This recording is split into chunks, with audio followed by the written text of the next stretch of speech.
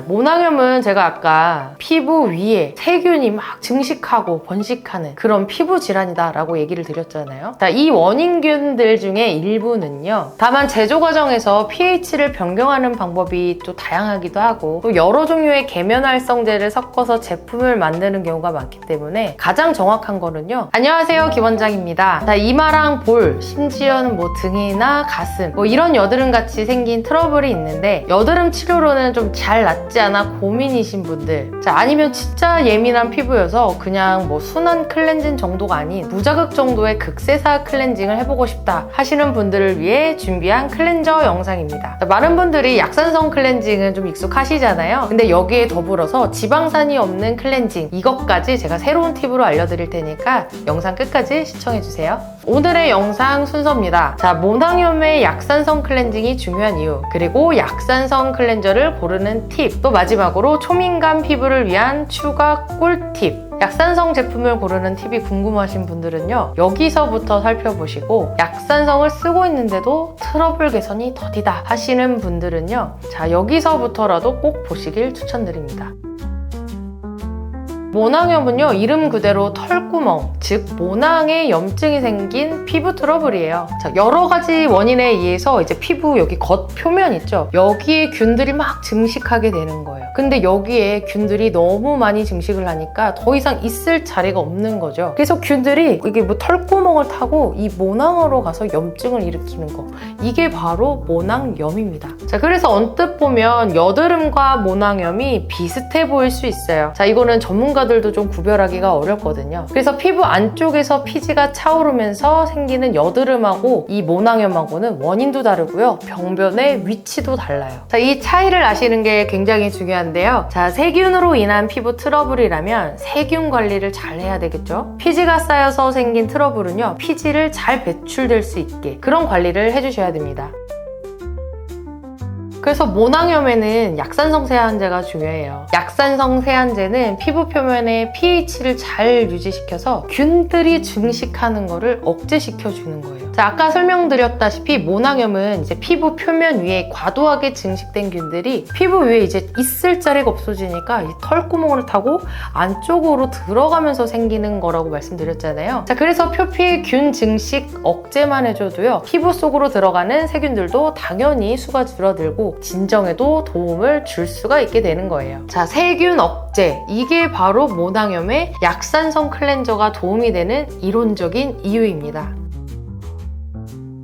그러면 어떻게 약산성 세안제를 고를 수 있을까요? 먼저 씻고 나서 마무리가 좀 이렇게 보들보들 번들번들 거리는지 아니면 좀 뻑뻑하게 뽀득뽀득하게 되는지를 한번 비교해 보세요. 일반적인 약산성 클렌저는 좀 마무리감이 약간 좀 번들번들 거리면서 미끄덩미끄덩 거리거든요. 그럼 약산성 제품일 확률이 높습니다. 그리고 만약에 클렌징을 했는데 얼굴이 좀 뽀득뽀득하게 씻긴다 라고 할 경우에는요, 알칼리, 약 알칼리 클렌저일 가능성이 굉장히 높겠죠. 막상 사용해봤는데 이게 미끄덩거리는 건지 뽀득거리는 건지 이건 잘 모르겠고 좀 더 적극적으로 약산성이 뭔지 알칼리가 뭔지 더 알고 싶다, 혹은 제품을 새로 구매하려고 하는데 약산성이 뭔지 알고 싶어요 하시는 분들 계시잖아요. 그런 분들은 제품 뒷면이나 케이스에 있는 전성분을 한번 살펴보시면 되세요. 전성분을 보셨을 때 뭐뭐뭐뭐 코코 이렇게 써있다 라고 하면 약산성 클렌저일 가능성이 크고요, 땡땡땡땡 애시드 이렇게 애시드라는 단어가 들어간다 라고 하면 알칼리 클렌저다 라고 생각하시면 될 것 같아요. 구체적으로 성분을 말씀을 드리면 소듐 코코일 라세티오네이트, 코코 베타인, 소듐 코코일 글루타메이트 등 이런 것들이 들어있다 라고 하면 약산성 클렌저구나 라고 생각하시면 될 거예요.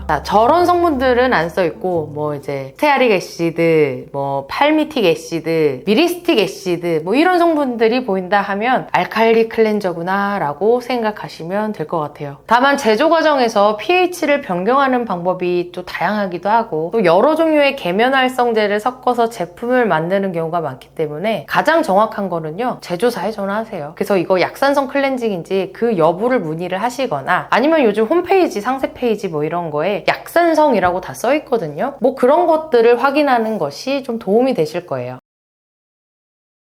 자, 마지막으로 알려드릴 팁은요. 진짜 초민감 피부, 특히 뭐 진균성 모낭염에 도움이 될 만한 그런 팁을 알려드릴게요. 좁쌀 여드름처럼 자꾸 이제 자잘자잘한 트러블들이 뭐 이마, 관자놀이, 턱, 뭐 요 주변에 이제 몰려 있고 가슴이나 등 이런 데에도 뭐 이런 자잘자잘한 것들이 많다 하는 분들이라면요. 지금부터 드릴 팁을 꼭 체크해 보시길 바랍니다. 자, 모낭염은 제가 아까 피부 위에 세균이 막 증식하고 번식하는 그런 피부 질환이다 라고 얘기를 드렸잖아요. 자, 이 원인균들 중에 일부는요, 화장품에 지방산을 먹고 증식한다. 그러니까 얘네 밥은 지방산인 거예요. 그래서 이런 분들은 스킨케어 성분에서 지방산을 좀 피하는 것이 정말 중요해요. 계속해서 세균에게 밥을 주면 안 되잖아요. 그럼 계속 이렇게 증식할 텐데. 트러블 피부에 최적화된 극세사 세안을 하고 싶은 분들은 약산성 클렌저로 세안을 하시고요. 그리고 지방산 성분이 안 들어간 그런 제품들로 스킨케어를 해보시길 바랄게요. 자, 세안제에 포함되는 지방산 성분 중에 가장 대표적인 것들 몇 가지 알려드리자면요. 천연 계면 활성제 일부, 각종 오일류와 애시드류, 자, 유화제로 많이 쓰이는 카프릴릭, 카프릭 트라이글라이세이드 또는 스테아레이트, 포타슘, 코코에이트와 같이 코코넛이나 팜오일에서 추출한 천연 계면 활성제들이 있습니다. 자, 지방산을 모두 피하는 것이 쉽지는 않아요. 뭐 트러블로 고민하는 분들께는 그런데 그만큼 가치 있는 도전이니까 포기하지 마시고 좋은 제품을 찾아보시면 좋겠습니다.